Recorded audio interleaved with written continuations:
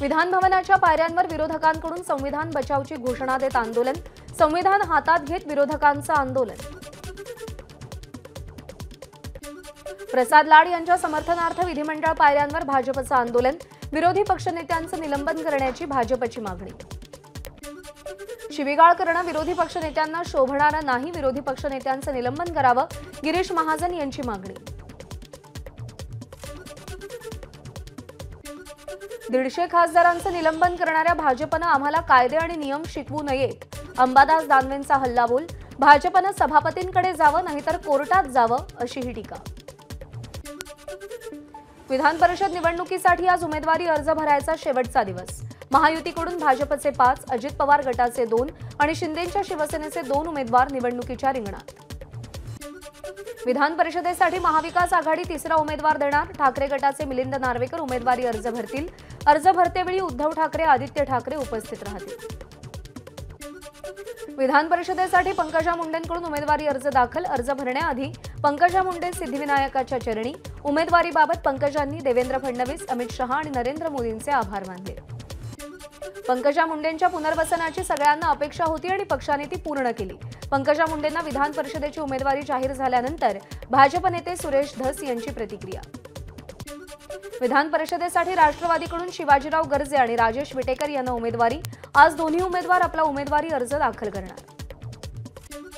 विधान परिषद सभापती निवडणुकीसंदर्भात मुख्यमंत्री एकनाथ शिंदे यांची आज आमदारांसोबत विशेष बैठक, विधान परिषदेतील शिवीगाळ प्रकरणावरही बैठकीत चर्चेची शक्यता। राहुल गांधी हिंदू धर्माबद्दल काही बोलले नाहीत, धर्मातील संस्कारांबद्दल बोलले, विजय वडेट्टीवारांचं वक्तव्य, तर लोकसभेतल्या भाषणाचा उल्लेख प्रसाद लाड यांनी कशासाठी केला, वडेट्टीवार यांचा सवाल। भाजपला हिंदुत्व समजलेलंच नाही, राहुल गांधींनी भाजपच्या नकली हिंदुत्वाचा मुखवटा काल उतरवला, राहुल गांधींनी काल त्यांच्या संसदेत त्यांना गुडघ्यावर आणलं, संजय राऊतांची टीका। बाहेरून आलेल्या अनुयायांनी स्थानिकांची माथी भडकवल्यानं आंदोलन उग्र झाल्याचं पोलिसांच्या प्राथमिक तपासात उघड, दरम्यान खबरदारी म्हणून आज दीक्षाभूमी परिसरात मोठ्या प्रमाणात पोलीस बंदोबस्त। दीक्षाभूमीच्या पार्किंगच्या कामाला स्थगिती नको तर ते कामच रद्द करण्यात यावं, विधानसभेचे विरोधी पक्षनेते विजय वडेट्टीवार यांची मागणी, तर पाहणीसाठी सरकारनं एक पथक पाठवावं अशी ही मागणी। अहमदनगरच्या राहुरीत राजू शेट्टींचं रास्ता रोको आंदोलन, दूध उत्पादकांना 40 रुपये दर देण्याची मागणी, माजी मंत्री प्राजक्त तनपुरेही आंदोलनात सहभागी। चेंबूरच्या आचार्य मराठे कॉलेजमध्ये आता जीन्स, टी शर्ट, जर्सी परिधान करण्यास सुद्धा बंदी, कॉलेजच्या प्राचार्यांनी या संदर्भात नोटीस काढून विद्यार्थ्यांना सूचना दिल्या। राज्यातल्या 13 साखर कारखान्यांना 1898 कोटींचं मार्जिन लोन, केंद्र सरकारच्या एनसीडीसी मार्फत लोन देण्यास अमित शहांचा हिरवा कंदील, सत्ताधाऱ्यांसह विरोधातील आमदारांनाही लोन। राज्याच्या कृषी विभागात 118 कोटी 86 लाखांचा घोटाळा, भारतीय किसान संघाचे नाना आखरे यांचा गंभीर आरोप, शेतकऱ्यांना खात्यात निधी देण्याऐवजी जादा दरानं वस्तू खरेदी करून दिल्याचा आरोप।